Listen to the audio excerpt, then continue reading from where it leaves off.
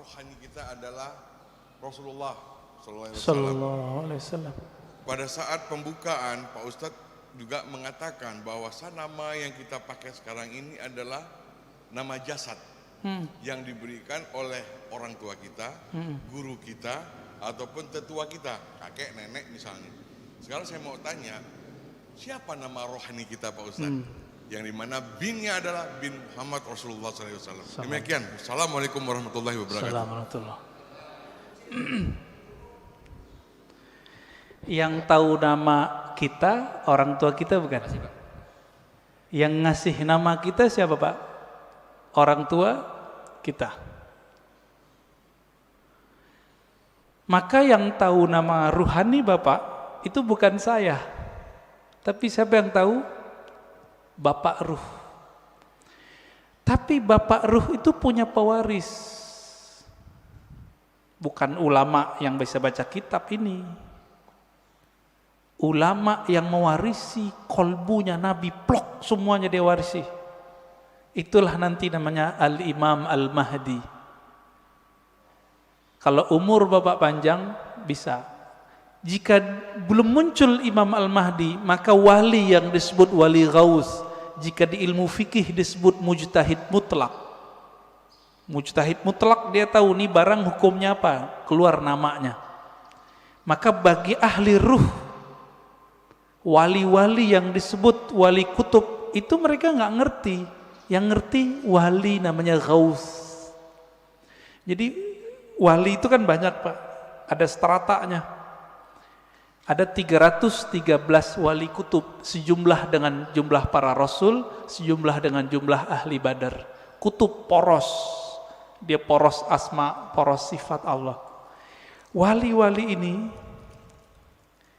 ada satu pemimpin yang jadi guru mereka, orang tua rohani mereka sekarang ini. Ini yang disebut Kutubul Ghaus. Dan itu cuma satu di dunia dan pasti keturunan Rasulullah. Sayangnya mastur, tersembunyi, nggak boleh muncul Pak. Bapak pengen tahu nama ruhnya? Harus punya koneksi sama Al-Ghaus ini, gitu. Kalau mau nanti satu saat kumpulkan namanya semua, nanti saya kirim ke beliau. Ya, biar dikasih namanya oleh beliau. Kapan ketemunya? Wallahu a'lam. Insya Allah ketemu. Insya Allah ketemu. Para perindu Rasulullah pasti bertemu beliau. Bapak kalau mau silakan. Nanti kumpulkan namanya, nanti beliau kasih nama. Dikasih nama Pak, dengan nama itu Bapak nanti dipanggil oleh malaikat mungkar nakir ntar. Nama dari ayah rohani yang disimpan oleh kalbu beliau. Kira-kira begitu. Waduh, ini udah berbicara jauh kita nih Pak ya. Ya, tafadhal. Boleh terakhir dari Pak Haji Adang untuk pertanyaan. Assalamualaikum warahmatullahi wabarakatuh. Assalamualaikum warahmatullahi wabarakatuh. Mohon dijelaskan perbedaan antara saudara kandung dan saudara satu ruh. Karena terkadang walaupun kita saudara satu kandung, saudara kandung dan saudara ruh.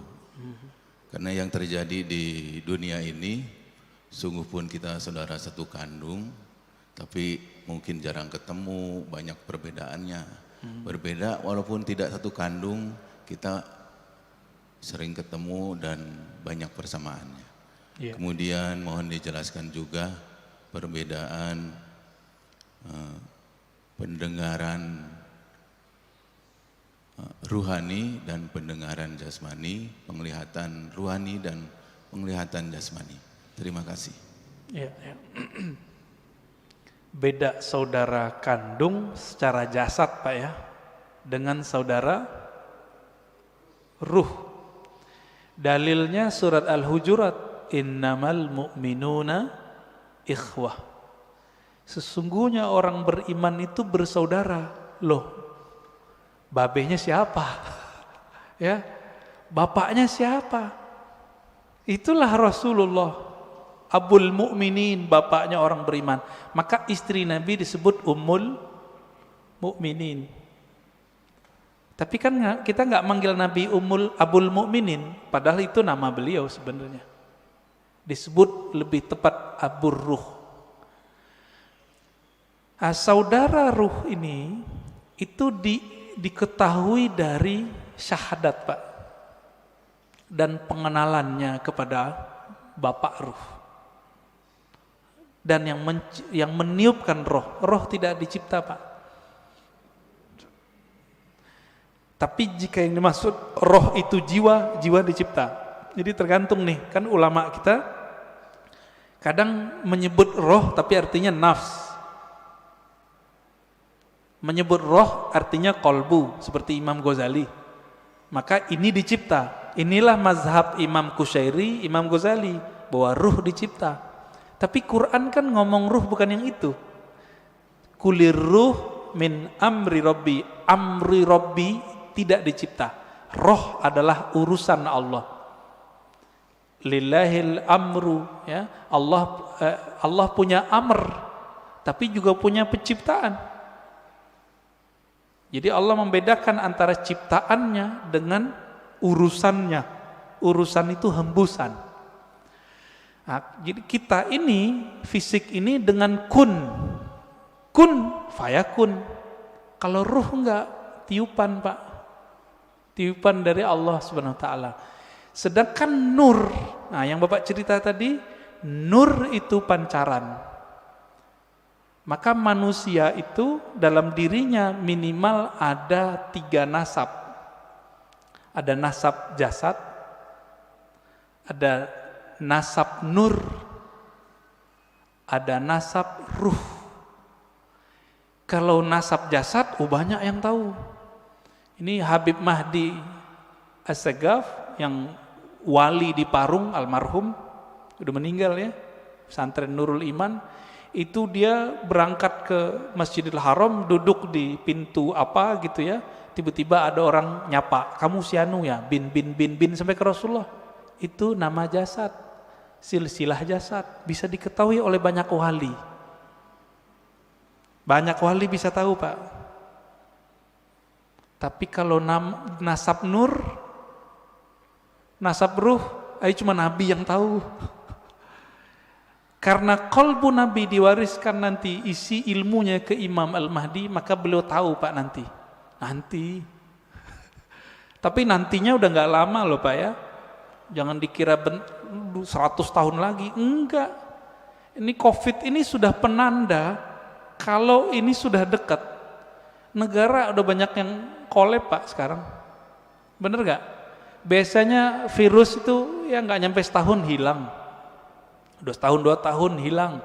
Kalau ada wali yang doa. Kan wali nggak mau doa, Pak. Jadi wali-wali nggak berani doa, ya Allah angkatlah virus, nggak berani. Su'ul adab. Allahnya berkehendak ada virus, kita mau virusnya diangkat. Sopan nggak? Maka mereka sekarang cuma ridho dengan apa yang ada. Itu wali. Jadi mohon maaf, kalau bapak-bapak ini ngotot, ya Allah angkatlah virus, jangan maksa Allah dong ya. Kalau kita mengerti kehendak Allah, Allah belum berkehendak virus ini berangkat. Apa yang kita katakan? Ya Allah berikan aku kesabaran, ridhoi kami. Jika umur kami panjangkan dalam keselamatan. Jika Engkau ambil dalam syahid. Semoga yang meninggal dalam virus ini dianggap syahid.